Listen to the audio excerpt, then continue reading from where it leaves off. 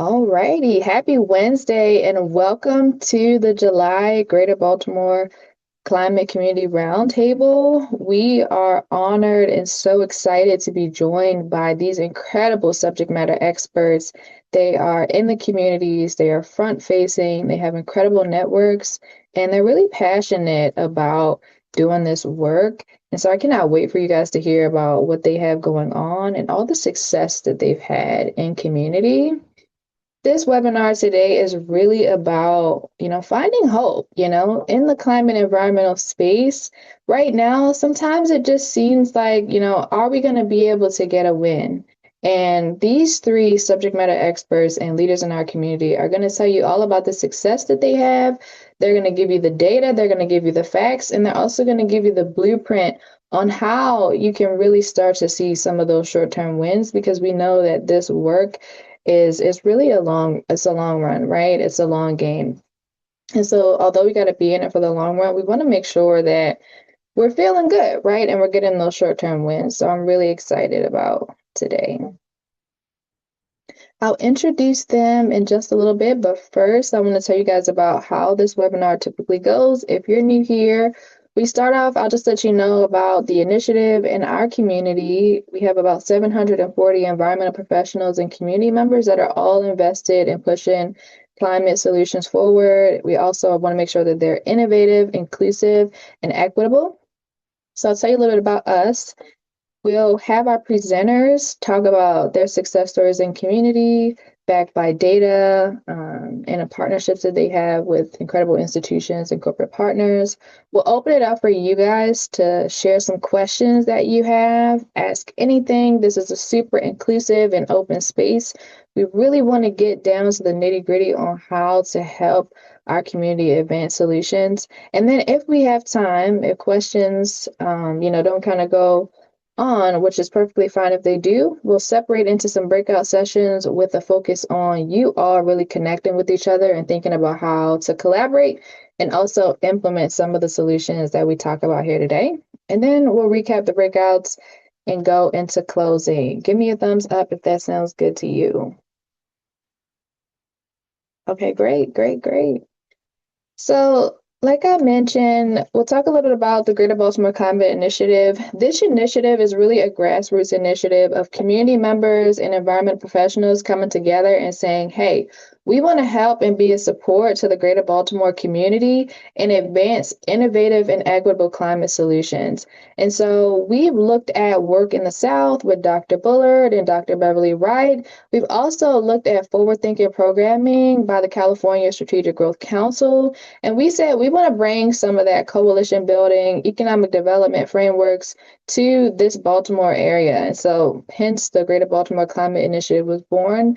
And a lot of you know us for the Greater Baltimore Climate Summit. And so mostly what our platform aims to do is bring awareness to the most pressing environmental issues. And we're going to have some subject matter experts today talk about all the issues that are of top priority in our region. We also like to eliminate the vast landscape of funding opportunities. If you're on our email list or you're part of our Google group, you get lots of emails from us with tons of grants and opportunities for your organization to further expand your impact and your work. We also want to make sure that we're collectively thinking about how we can work together and advance each other's solutions and just help each other as best as possible. And most importantly, we want to be a safe space. So again, this space today is a safe space. So just open up, let your hair down, feel good, and know that you're around some people who really care, not only about the environment, but about the people that the environment impacts. We want to give a shout out to our host committee. This whole initiative doesn't happen without this incredible and amazing set of individuals here. I see Eileen is on the call. Khalia is a part of our host committee as well, newly. Karima's on the call. Shout out to them for really being the engine behind this work. Here's some of our impact statistics, which we probably won't get into today just because we have such amazing speakers and we want to give them as much time as possible. But we also want to give a shout out to our partners. We see Dr. Zychek on the call, and Khalia again is one of our incredible partners I saw Dr. Hunter earlier on the Urban Waters Partnership call. We really, really, really can't do any of this work without the, support that we get from our partners. So shout out to them. Shout out to them for believing in us. And a lot of our partners have supported us from the very beginning, which was just 2 years ago, when again, this grassroots initiative kind of launched and got off the ground. So with that being said, I want to hand it over to our incredible speakers because they are the reason that we are gathered here today to talk about the work that they're doing. So, I didn't tell them the order before today just because I wanted to, keep them on their toes, keep them on their toes. But obviously, we have Johnny here, Johnny Martin. He is the founder and executive director of the Cooperative Community Development, Inc. He is going to go first and talk about all the incredible work that he's done. He's going to tell you about all the buildings that he has and all the sustainable development work that he's doing in the community. We also have Khalia Young here, who is a community engagement coordinator with the Baltimore Social and Environmental Collaborative. She's done incredible work. She is a real servant to the Baltimore community, and everybody knows Khalia. So I'm sure you guys are familiar with her, but she has some updates for you guys today. And then we have Rhiley Hodges on the call as well. She is the founder of Watered Down. Watered Down is a national collaborative that is working to really advance environmental justice solutions. Rhiley is based in Florida, so I'm really excited for you guys to hear what she has going on and tell you about all the stuff that's working for her in Florida so that we can adopt some of those best practices here. So without further ado, I will stop sharing my screen and I will hand it over to Johnny. Thank you very much. I appreciate the opportunity to be here with everyone. Appreciate the introduction as well. And oh, hold on. I'm sorry, I'm shared the wrong screen. And I'll get my presentation going there. But while that's coming up, my name is Johnny Martin. I am the founding executive director of Cooperative Community Development, Inc. We are a 501c3 development cooperative located in the historic Irvington community. And I'm not sure why I'm not sharing properly. I think it was loading just now. Okay, hang on 1 second. Let's try that again.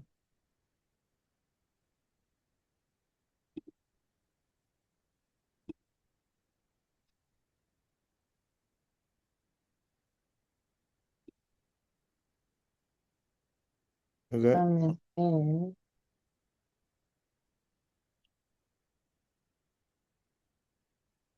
not sure why. It's just black for me, but it could be my Wi-Fi. Mm. Well, I can go. I will make sure that I share a presentation with you. That's all. Let me try to get it working, and then Khalia, did you want to jump in and go first? That's fine. Cool. Cool. We're adaptive. We're adaptive here. There we go. All right. Well, thanks, Kari, for inviting me to come and share some of my experiences. And thank you, everyone. I'm super excited to have the conversation, hear about some of the other work that's being done across the nation when it comes to climate strategies and community engagement. My presentation that I'm going to give today is a very, very, very condensed 5-minute presentation from an hour and a half presentation that I've been given this year. And so I hope that it helps spark some conversation and gets us thinking as we move through our discussion.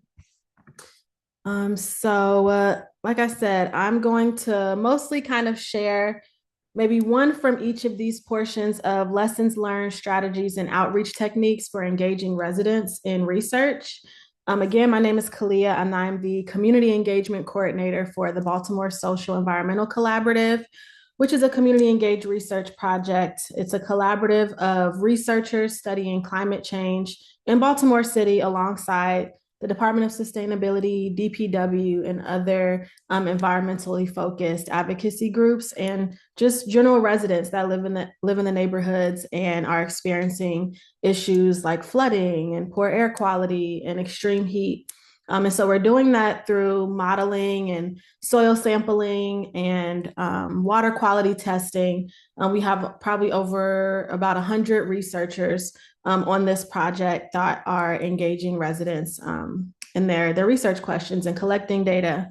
The unique thing about BSEC is that a lot of our work is taking place with residents and with groups that are, if you look at our map, and I think it's on one of my slides actually when I go through, we're kind of filling in the data gaps in Baltimore City. So before the project, there were a few weather stations out, national weather stations at BWI, and then maybe one in the inner city.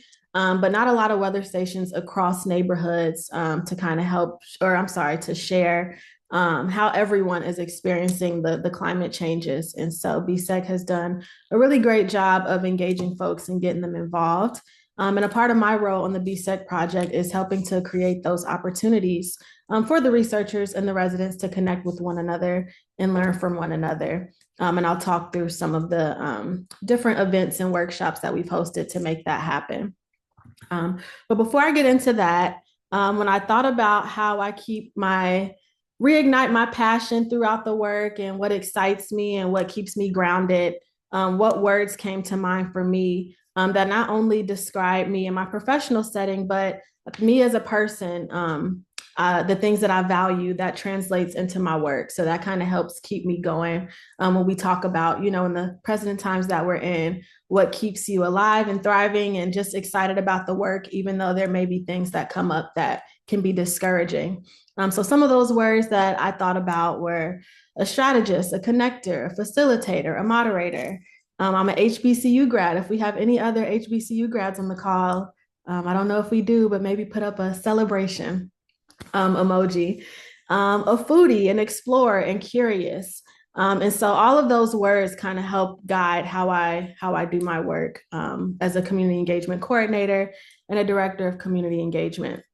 And so outside of the BSEC project, what has kind of led me up to make me comfortable and confident in this work are projects that I've worked on in the past. So I traveled with some of a professor from Morgan State and some other students while I was in the city and regional planning master's program to Treviso, Italy, to work on a social integration project. I've worked on an implementation plan. I've done some housing work. I host yoga in the park sessions across Central West Baltimore to activate green spaces in 21217 and bring folks out into community, into spaces that may not necessarily have the park infrastructure to kind of keep them there. So like swings, slides, benches, water fountains, but just showing different ways that we can engage together in open spaces with little to nothing. And how that can still have a positive impact on our mental health and our social well-being. And then for BSEC specifically, I've led the science education and training program, our weather station workshops with some of my other colleagues on the project, and establishing a toolkit to promote community learning activities with some of the tools that we've put out into the community and deployed.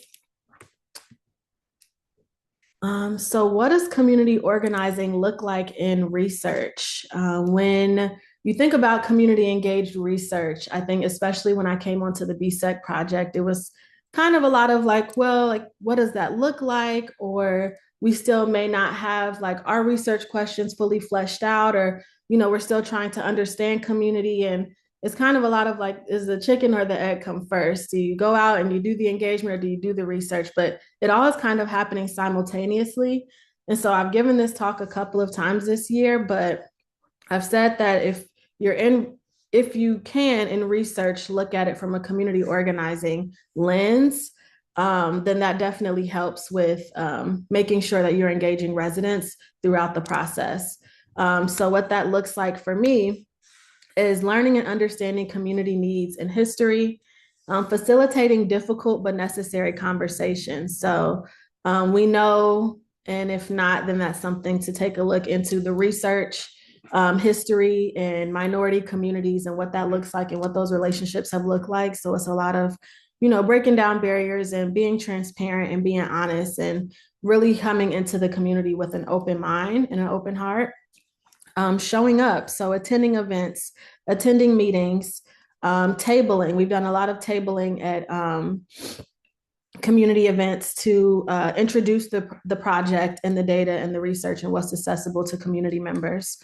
Maintaining relationships, providing technical assistance, and sharing resources. So one of my other colleagues on the project, Dr. Shamar, she co-hosted a workshop with Khalia actually to provide some opportunities for technical assistance and how community members can leverage the BSEC project in their partnership with helping us to collect the data. And then co-creation of materials. So a lot of my time has also been spent working with our communications consultant, developing one-pagers and toolkits and handouts and graphics to make sure the information is informative, but then also interesting and appeasing and, sparking people's interest to even want to be involved. So like I said, this is super quick. I think I'm actually kind of running out of time a little bit, so I'm going to speed up. But some of the strategies that we've used to connect communities and connect researchers to community is our science education program. So that is 3 2-hour workshops that we've given to 5 sites across West Baltimore and East Baltimore. We pay them $150 at the end of the course.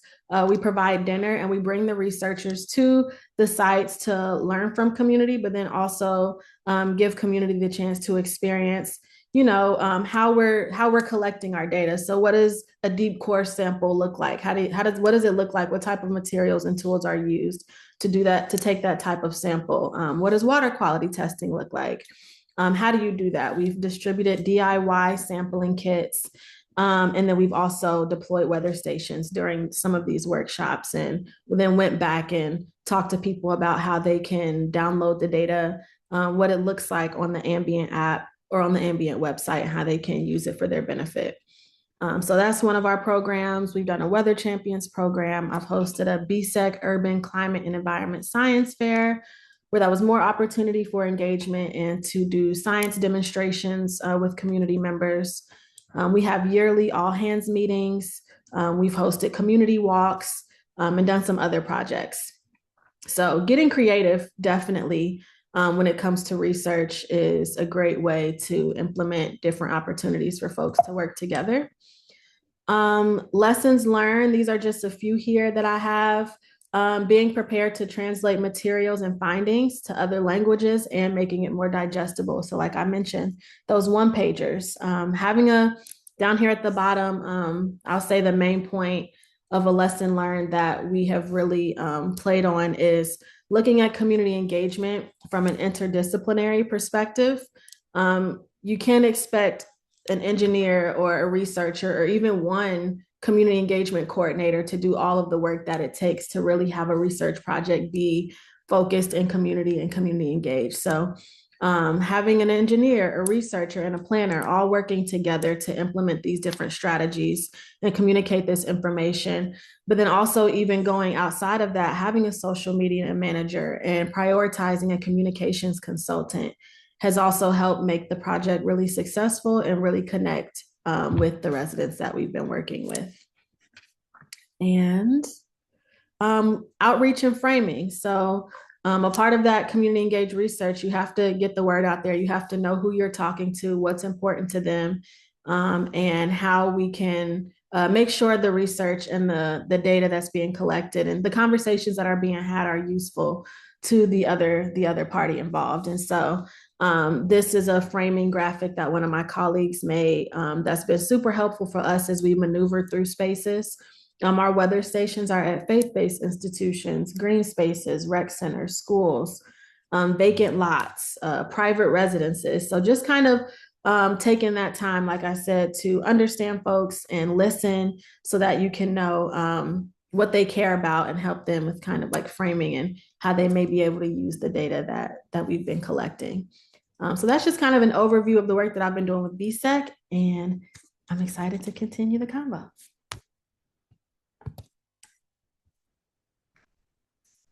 Thanks.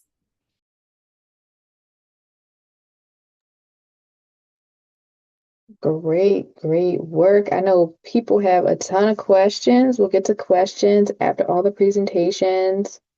Johnny, are you ready to go? Let's try this again. Okay, Okay, let's see. there you go. All good. Okay, how's that? Okay, great. So I'm the founding executive director of Cooperative Community Development, Inc. We are located in the historic Irvington community, the 21229 zip code. And our short job is creating local and global path to self-sustainable communities. Our mission is to, in simple, to heal the heart of the community, and it's by developing and implementing creative community-based strategies to increase and amplify what we've created as an acronym: home ownership and affordable housing, economic independence, agricultural sovereignty, retail revitalization, and tranquil community spaces, creating tranquil community spaces. So we serve people, we serve community associations, local businesses, local churches. A non-exhaustive list of our partners to the right of the screen. And as well, I just want to jump into kind of how we begin, and in terms of highlighting wins for the community and kind of sharing best practices on how we get this work done. Um, this organization started from an inquiry with a resident that was often walking by this lot that you see in your upper left-hand corner at 240 South Monastery Avenue. And it was often filled with trash, debris, mattresses, overgrown vegetation, all owned by the city for 20 plus years. And she literally came and asked, is there something that we can do about this space that I have to keep walking by? And my immediate response is yes. What type of support do you need to be able to, let's do something about that together? And so that literally the short story of that is it we realized in developing that one space that it really was greater than that one space, taking us back to our acronym HEART, restoring heart. Tranquil community spaces was just a small part of that that needed to be addressed. And so we gathered partners, we gathered residents around, let's rally around this space to make it, something that the community can use, make it a space that serves groups that are educating and empowering our communities in various ways, because education doesn't always just come in a classroom setting. It also comes in a simple conversation in a community green space right in your neighborhood, if you have one. So that's why it made it very important for us to, move the space along to something that was very, very useful. And so we became at that time Visionaries Development Cooperative, a, organization fiscally sponsored to do this work. We later understood through um, moving, talking to residents, talking to business owners in our little business district, Irvington proper, right? A little two-block business district of about 17 or 18 stores. And so the business district used to be a thriving business district: bowling alley, bank, dry cleaners, all of the things, the staple things that we need, that we, function with on a daily basis. And so what we in 2016, a technical assistance panel was conducted in Irvington that really examined, here is where we are as a community. Here are the things that we can do, to move our community along, to the next level, to that returning to that thriving community that it once was, and having the things that a community needs to thrive. And so some of the recommendations, there is a path forward. These are quotes from the actual technical assistance panel, and it can be found in neighborhood-oriented retail. It's clear that residents of the corridor are eager for basic neighborhood retail options like a bakery, which used to be there along the district years ago, a cafe, a sit-down restaurant, a grocery store, and the like. And so To prime the pump of the market, the community needs to provide two things: local entrepreneurs who are willing to take risks to improve their neighborhood, and partners that are willing to provide the subsidies that will probably be needed to get them up and running. A CDC, Community Development Corporation, can contribute by acquiring properties, incubating new businesses under favorable lease terms, but the community is going to need to find entrepreneurs who are willing to step up, bring these businesses into existence. And under current conditions, it's unlikely that wave of outside investors will suddenly show up eager to transform the business district. So my contention in even mentioning that is the wave of investors are in fact the community itself. And so that's why we are also focused very heavily on cooperative ownership.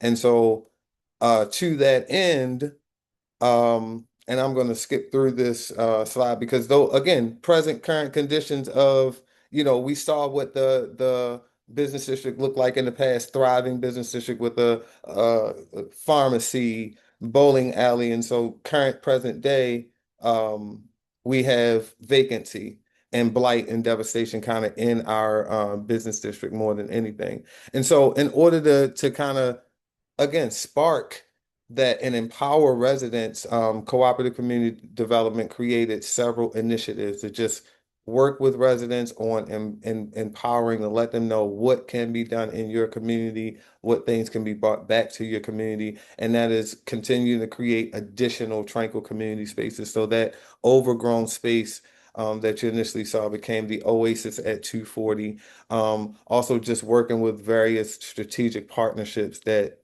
will help again to strengthen our community's infrastructure. The community co-op market, because not only are we in a food desert and need access to food, it's a way for us to not only own but get food, quality food at the best price available for as many people possible in our community. Increasing our community engagement, increasing access to trade knowledges through apprenticeship, electrical apprenticeships, construction apprenticeship, and as well agricultural access programs, youth development like physical appearance, and other opportunities for our youth. And when we're running summer programs so that youth can feel empowered also in their presentation.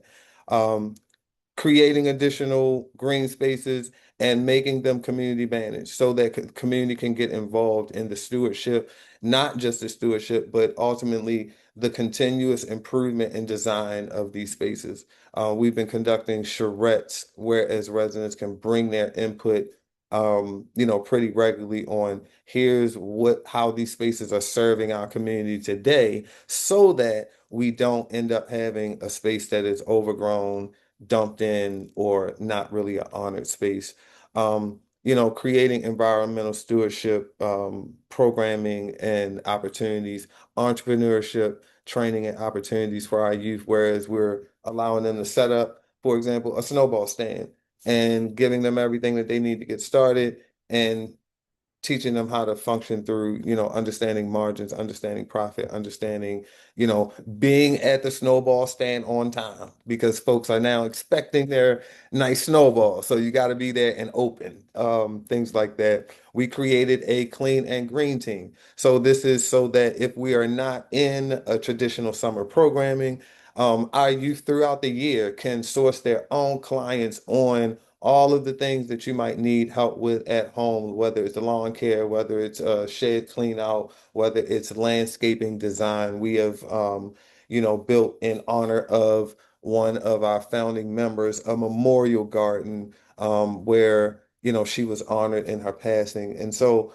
all of the things we've helped in partnership with Blue Water Baltimore and plant street trees in our community as well, and as well as maintaining them. So all of the things that will really give our youth, and also not so our senior residents as well, that give them opportunities to be putting their hands right on in the community and learning skills that they might want to be interested in learning. So in late 2023, fast forward, we needed a place for all of this to happen, and we had plenty of vacancy and vacant buildings in our community. So through a huge assistance and investment with Baltimore Roundtable for an Economic Democracy through a patient capital loan. We were able to acquire 4 buildings right in the heart of the Irvington community in our Main Street business district. So the along that Frederick Avenue corridor. And so initiative that centers on 3 cornerstone really properties at the corner of Frederick Avenue and Loudon Avenue, which we're calling the Center for Social Impact, which will have a community-owned grocery market, youth development and innovation hub. We hope that it will be, and as well, right a stone's throw down the street, we are working on Cherry Tree Farm, which is a community farm and agricultural demonstration space that'll also really kind of serve as value add and also, again, demonstration for that co-op market. That produce has to come from somewhere. So we also want them to understand that process because food scarcity is really a real thing. And so if we are not creating systems right at the community level, right at the neighborhood level, right at the family level, that is addressing those things, I think we're going to be in trouble. So just a very heavy emphasis on connecting the dots in all of those areas right in our community, right in the heart of our business district that has been long vacant and blighted and to the tune of 50 plus years. And so in the upper left-hand corner is kind of a rendering of an initial rendering that these are still kind of malleable designs because we're going to go through another round of just visioning with the community to make sure that we get it right. Because this has to be, since it's community owned, since we have now taken the steering wheel, in the heart of our district, it has to be correct. It has to be a building that serves the entire community. It has to be a building that also serves our neighboring communities as well, so that, again, we just don't continue to see vacancy and blight, in this much square footage of our community. One of the other things that we featured in early renderings of the property is standing art gallery, where we've worked with a lot of artists in the community that have helped us erect beautiful murals in our green spaces. And so we want to give them a space to be able to have their work on display, also some artist creative spaces that they can work in as well. And so I've talked to you about the Center for Social Impact. You'll see that banner up on the side of the Center for Social Impact at 3932 Frederick Avenue. If you ever drive through the neighborhood, we're grateful for all of our initial partners and key funders that have seen, value in the vision that not just we have as an organization, but that our collective residents and members have for the community. And so strategic goals: provide equitable access to commercial spaces for minority-owned businesses. We don't want vacant buildings in our community. Create workforce development opportunities for our residents. Build community wealth through shared ownership. It's a difference when you own it than when you don't, period. Strengthen neighborhood identity and also enhance with food security and environmental sustainability. Excuse me, and encourage collaboration, mentorship, and the free exchange of ideas while celebrating diverse perspectives and experiences. We need spaces that can happen. And so that is why we have, acquired the footprint that we have. Um, our leadership. I am the founding executive director, as I said. Our structure is based on the 7 cooperative principles: voluntary and open membership, democratic member control, members economic participation, autonomy and independence, education, training, and information, cooperation among cooperatives, and care and concern for community. Um, Proud to announce that as we work on raising and getting that community-owned grocery co-op open, we will be hosting pop-up markets in concert with our partners at Catonsville Co-op Market on the 4th Thursdays in the Irvington community at our community city chill space at 4004 Frederick Avenue. And that is going to be tentatively beginning July 30th. We may have potentially have to push that date. But this was created prior to that information. But check on our website, it'll be up to date on when that date is, if it's actually pushed to beyond July 30th.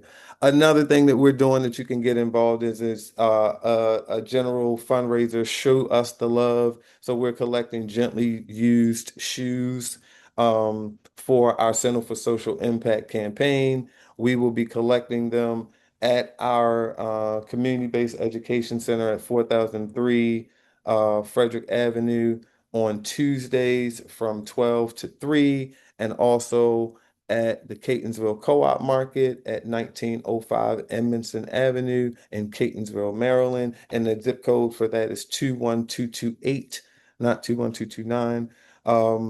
And so from 4:30 to 8 p.m. on Tuesdays.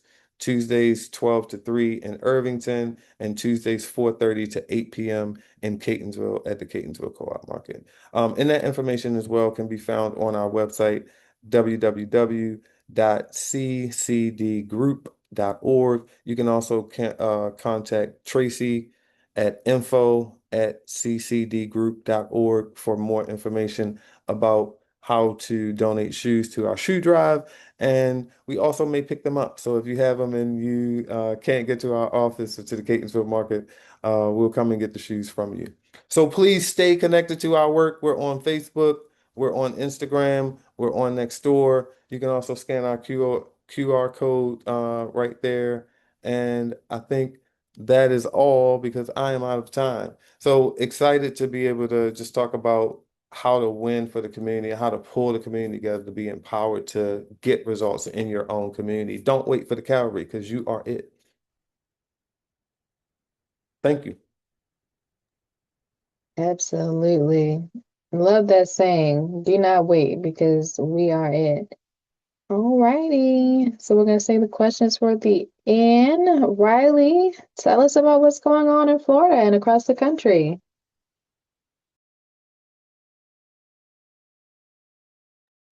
Hi, everyone. Let me share my screen.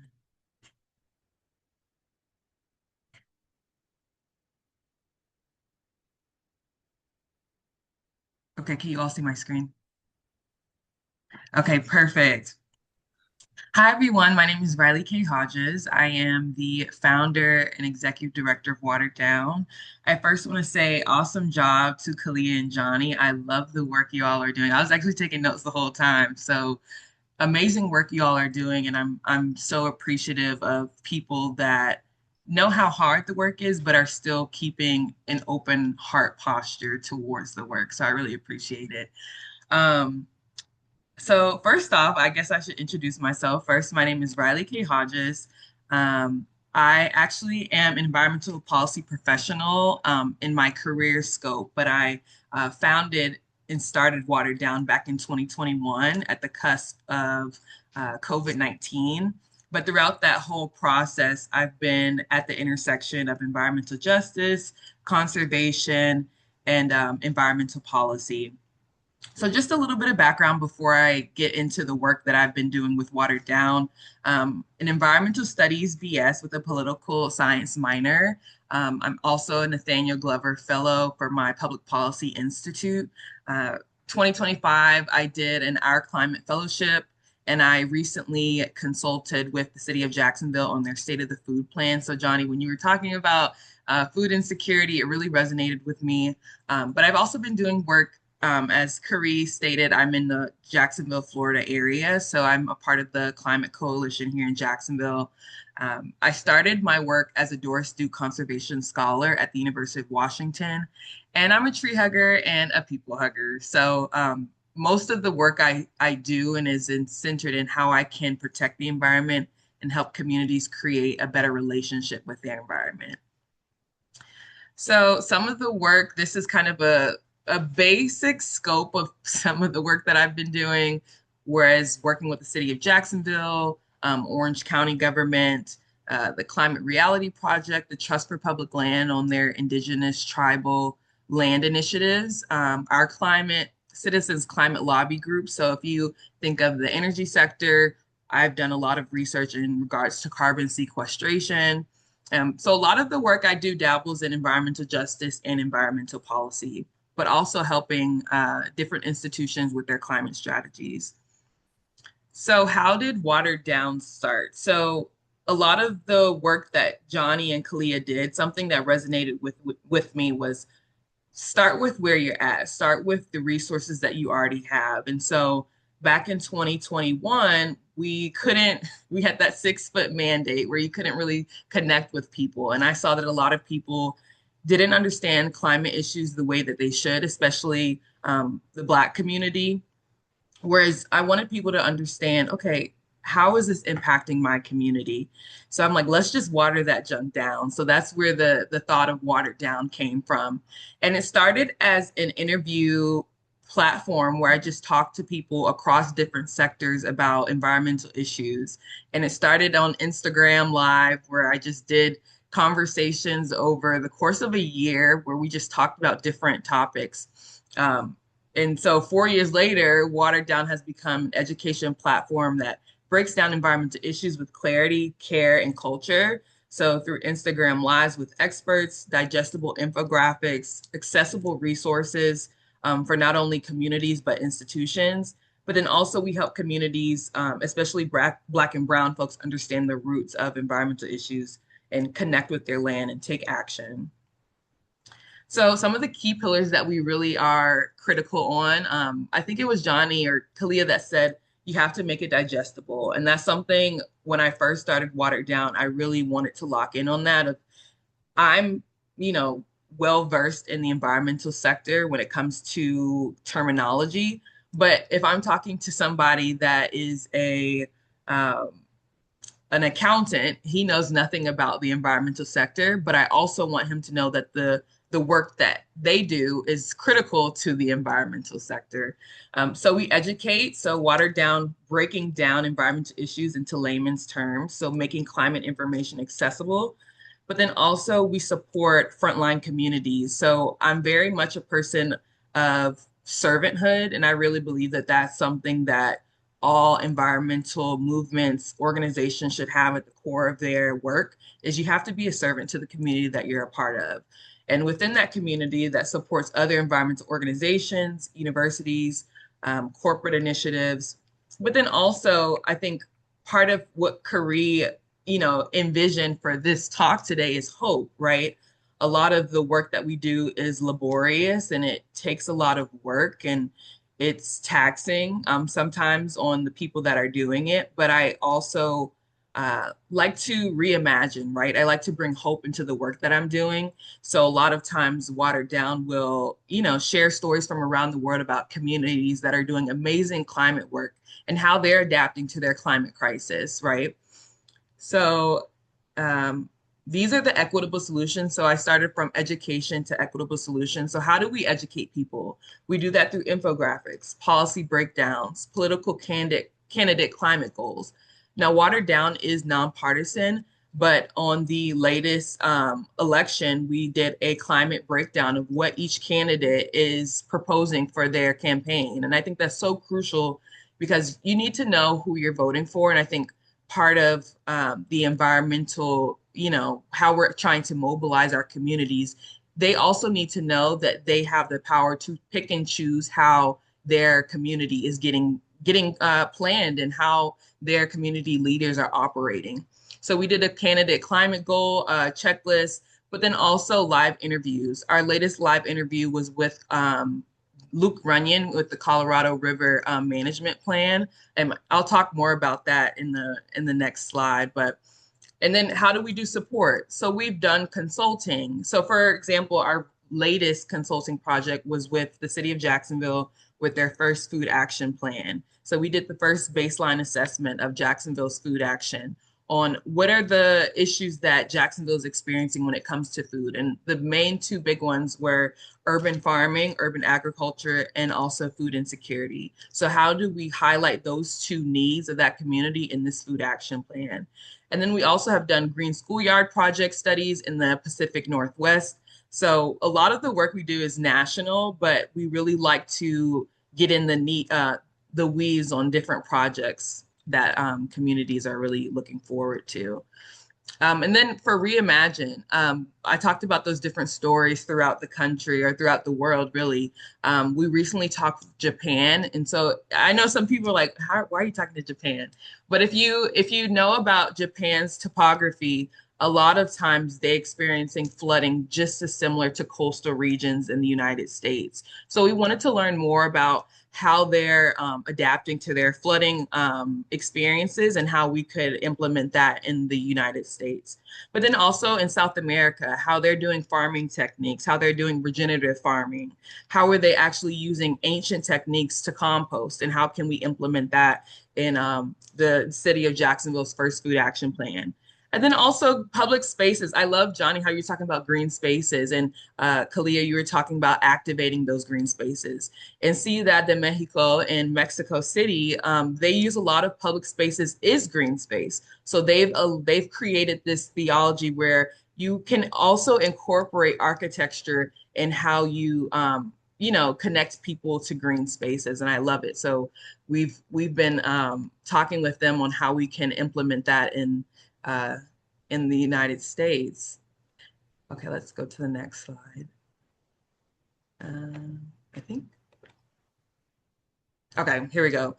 So the history and evolution of Watered Down. So it started, like I told you, with Instagram infographics and Instagram live sessions, but then we slowly started to see it morph into helping organizations, companies, institutions with their climate strategies. So in 2021 and 2022, it was the birth of Watered Down. We talked about fast fashion, food insecurity, land conservation, tribal land acquisition, the right to clean water. And then as the movement started and people got more excited about the conversations that we were having, 2023 to 2024, we started to think, how can we create tangible tools for people to take while, yes, we're educating them. We want to start mobilizing people to a place of action where they feel like they have the power to transform their environment. So we did carbon emissions, Jackson, Mississippi water crisis, air pollution. We donated to Jackson, Mississippi for their water crisis when they were having the water crisis back in 2023. Air pollution, environmental justice. We mobilized Black and Brown people when reconnecting to outdoors. So we talked about the trauma that is seated in Black and Brown communities and how we can not only get over that trauma, but acknowledge it, but then also mobilize people in the sense of let's create joy in these outdoor spaces again so we feel connected to the environment. And then that's when we also did our election voting guide for environmental policies. But then 2024 and 2025 came and we were hit with hurricane season. And if any of you know Florida's weather patterns, hurricane season always comes up, and we're actually preparing for this year in resilient strategies. But hurricane season, we talked with NOAA on their hurricane community planning. So we got some good insight on how we can create resilient strategies. But then we also talked about Black environmentalism and how it started in Warren County with the PCB protests. But then, like I told you guys, we also wanted to still start educating people, but then mobilizing them. So we started to create those volunteer opportunities where we allowed people to tangibly understand the environments that they're in and how they can better steward them and take care of them. So we did Earth Day cleanups. And now in 2025 to 2026, we're watering down more topics, volunteer events, we're covering more climate stories from around the world, and we're consulting more, which is really fun. So that's just a breakdown of Watered Down, but I wanted to talk about some of the lessons that I learned because as Johnny and Khalia were talking, I really gained some insight. But then I also started to think about one, celebrating diverse perspectives and making so that they show up in our climate strategies. So kind of elevating those Black and Brown conversations. And so when you have a Board of Commissions meeting, attend those meetings. You know, I'm in Jacksonville currently, and we have a Jacksonville Environmental Protection Board. I cannot tell you how many times there's only been me and the board at these events, or at these meetings. And I think it's so crucial to learn more about the environmental issues that are happening in your community, but then also feeling like you have the power to be able to speak up and, talk about and address these issues towards your political leaders. It's very important and very vital that you use your voice. You are empowered. These amazing people on the call are empowering you with the tools that you have, the tools that you need to be able to vocalize and say, hey, I've learned about the water quality in my neighborhood. I'm not too sure on what you guys are planning to do, but then have them assess and talk about their strategies. And if they don't talk about their strategies, that lets you know where you need to be voting in the future. But then also, I realized that we're also community builders. We're community builders, engagers, and mobilizers. So a lot of times, a lot of the work that we're doing, like I said, needs to be centered in hope. And I'm so glad this conversation is happening today, because I want you all to know, while yes, environmental issues are happening day in, day out, and it feels like it's always, something's always coming up, we are hopeful, and there are amazing climate solutions that are happening on the ground where you are. Um, so that's kind of what I've had. Start with what you have, the spirit of servanthood, and be hopeful. So thank you all so much. And I hope we can connect with Watered Down and in the Greater Baltimore Climate Initiative more. Absolutely. We are always down to collaborate and support. Thank you so much for sharing. I Yes. would ask the speakers to just put your information into the chat so people can take it. Given we want to respect everyone's time, we only have a couple minutes for a couple questions. So what we can do is take a couple of questions. Raise your hand. I'll call on you. You can come off mute. You can ask your question, and then we'll open the floor up. And before we do that, something that I want to let you guys know about is we are, as the Greater Baltimore Climate Initiative, mapping the climate ecosystem right now. We want you guys to help us. Please, please, please take the survey. I'm going to drop it in the chat so that we can build this beautiful map of the climate ecosystem, which is ultimately going to help us to build a stronger community. So with that being said, we're open for questions.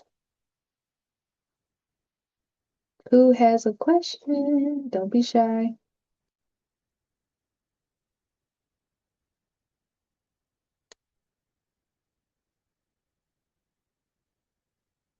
Were we thorough? Sounds like it. Alrighty. Well, that is wonderful because we are at time.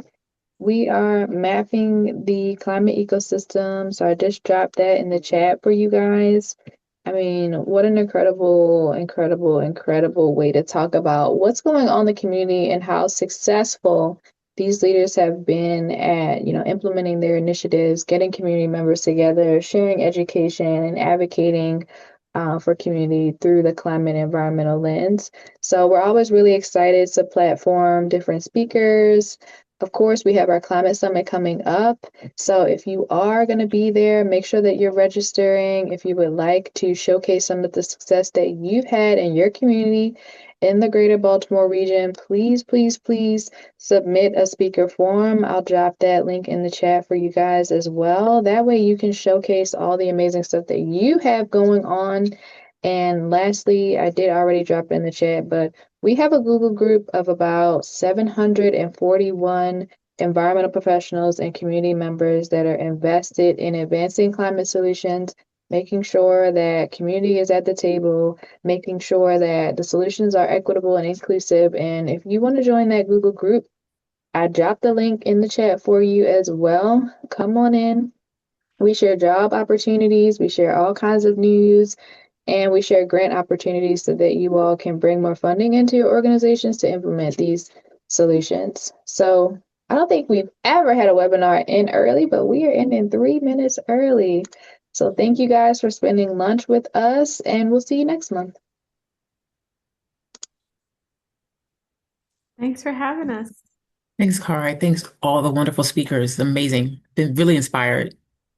Thank you.